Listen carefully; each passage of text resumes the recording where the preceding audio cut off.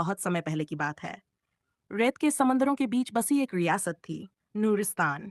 यहाँ की मिट्टी में सोना था, लेकिन दिलों में डर। इस रियासत पर राज करता था एक युवा और कठोर दिल वाला बादशाह, कसरान शाह। कसरान शक्तिशाली था, युद्धों में अपराजेय और हर एक शब्द कानून। लेकिन उसके महल की दीवारों में कोई हंसी नहीं गूंजती थी। जनता उससे डरती थी, लेकिन कोई उसे दिल से नहीं चाहता था। इसी रियासत के एक कोने में रेत के एक साधारण झोपड़े में रहती थी एक स्त्री जहरा। वो न कोई रानी थी, न ही किसी बड़े खानदान की, पर उसकी आंखों में सितारों की चमक थी और उसके शब्दों में कोई अनकहा जादू। लोग उसे सपनों वाली कहते थे, क्योंकि वो लोगों के देखे सपनों का अर्थ बता दी थी, और कई बार उनका भागी भी। एक रहस्यमयी सपना एक रात कसरान को एक अजीब सपना आया। उसने देखा कि वह एक सुनसान रेगिस्तान में अकेला खड़ा है। उसके चारों ओर सोने के ताज, तलवारें, खजाने सब रेत में डूबते जा रहे हैं। तभी एक सफेद कपड़ों में लिपटी स्त्री आती है और कहती है, अगर तू दिल से अंधा रहा तो तेरी सल्तनत भी रेत बन जाएगी। कसरान चौंक कर उठा। उसका दिल धड़क रहा था। उसने अपने दरबारियों से उस सपने का मतलब पूछा, लेकिन कोई जवाब न दे सका। तभी एक बूढ़े वजीर ने कहा, जहां पना, शहर के बाहर एक औरत रहती है जो सपनों की भाषा समझती है।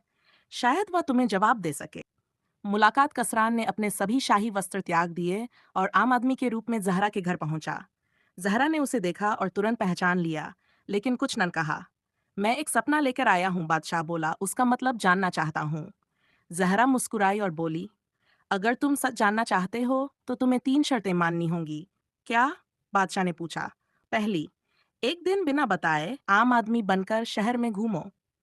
दूसरी, किसी गरीब के घर का खाना खाओ।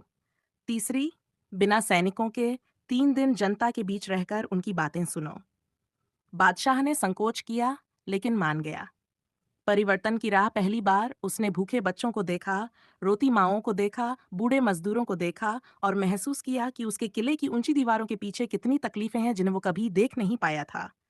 जब वो जहरा के पास लौटा तो उसकी आंखें बदल चुकी थीं। तुम सही थीं, मैं अंधा था, बस ताज और तलवार ही देखता था। अब बताओ, मेरे सपने का मतलब क्या था? तुम्हें सल्तनत मिली पर आत्मा खो गई। अब अगर तुम चाहो तो दोनों पा सकते हो, इंसानियत और हुकूमत। प्रस्ताव कुछ दिन बीते। बादशाह अब बदल चुका था। वह जनता से मिलने लगा और जहरा की बातों को अपने फैसलों में जगह देने लगा। धीरे धीरे लोग उसे डर से नहीं, सम्मान से देखने लगे। फिर एक दिन कसरान ने जहरा से पूछा, क्या तुम मेरी मलिका बनोगी? जहरा ने देखा, लंबी चुप्पी के बाद बोली, मैं उस ताज की रानी नहीं बनना चाहती जो दूसरों के आंसुओं से चमकता है। लेकिन अगर तुम खुद को बादशाह नहीं इंसान मानते हो, तो हाँ, मैं तुम्हारी साथी बन सकती हूँ। एक नई शुरुआत कसरान ने ताज जमीन पर रख दिया। उसने कहा, मैं अब बादशाह नहीं, इस जमीन का सेवक बनना चाहता हूँ, तुम्हारे साथ। और यूं नूरिस्तान में एक नई सुबह आई। जहरा ने महिलाओं को पढ़ाना शुरू किया। राजमहल के दरवाजे आम जनता के लिए खोले गए।